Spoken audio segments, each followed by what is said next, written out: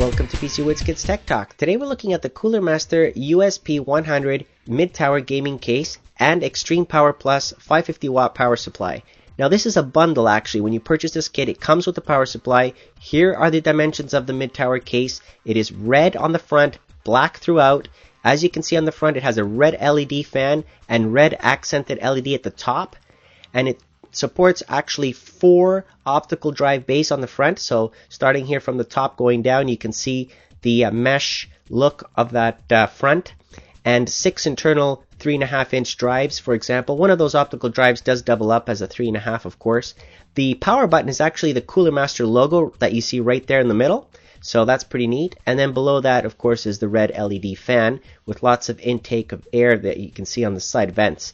On the inside, on the front bezel, I've opened it up here. You can see that there's dust filters. I'll take one of these out by just unlatching the sides here quickly, and you can see how easy it is. It comes out there. Okay, so that's lots of ventilation coming in through here, so not an issue. And of course, because of that, we do need to have dust filters, which are included and are removable. So now that you've seen the inside of this bezel, the fan here, the 120 millimeter fan, I've taken out the 2 screws at the top, and you can see it's a nice clear LED fan. It's red, of course, 120 millimeter, 1200 RPM, 19 decibels is the noise level. Now looking at the side of the case, it's actually black, of course, to match the rest of the case, and it has the option to install an 80, 90, or 120 millimeter intake fan on the side. On the inside of the case, it comes already with the power supply mounted and installed. This one here is the 550 eXtreme Power Plus that I mentioned.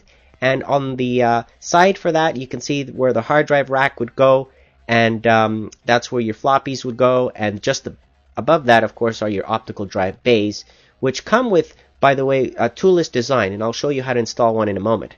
Looking at the bottom with the power supply removed, you can see that there's feet, rubber feet there for anti-vibration when you install the PSU, intaking cool air from the bottom.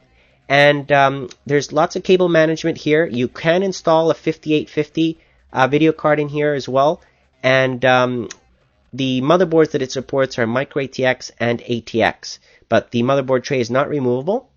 It has 7 expansion slots, as you can see here on the side. And just above that, there's the option to put an exhaust fan, 80, 90, or of course 120 millimeter exhaust fan there at the back.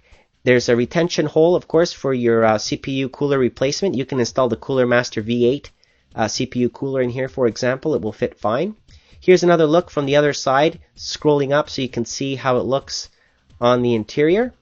And now looking at installing the optical drive bay, like I mentioned, there's a toolless design clips. So you have to put these on either side, of course, and align the holes with your drive. So here's an optical drive, a SATA drive. I'm just going to slide it in there.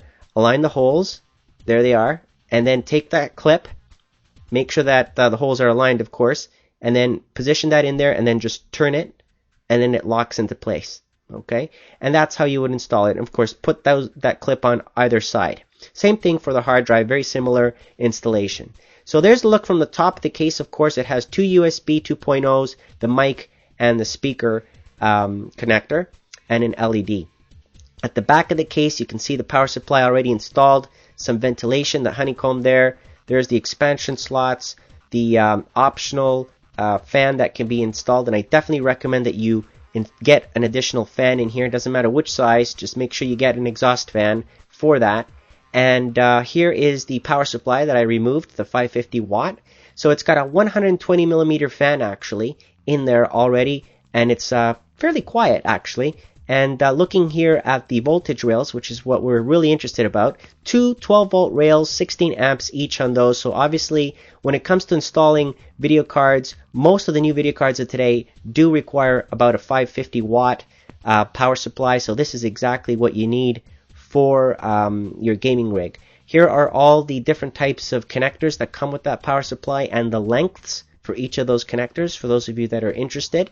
And of course, this is not a modular power supply, so keep that in mind. And of course, it does regulate, and it is about 70% efficient compared to other more expensive models. Now, this is basically the kit that you have here, of course. You've got the bracket for that 3.5-inch convertible that I mentioned. There are your toolless design brackets for the drive installation, your screws, and your power cable for the power supply. So that's basically it. It's a mainstream gamers enthusiast kit, lots of cooling options. Definitely recommend it if you're looking to spend about $100 or less. It includes the power supply, of course. Great product from Cooler Master as usual, and I definitely recommend it. So I'd like to thank Cooler Master for providing it, and I hope you enjoyed this video, and thank you for watching.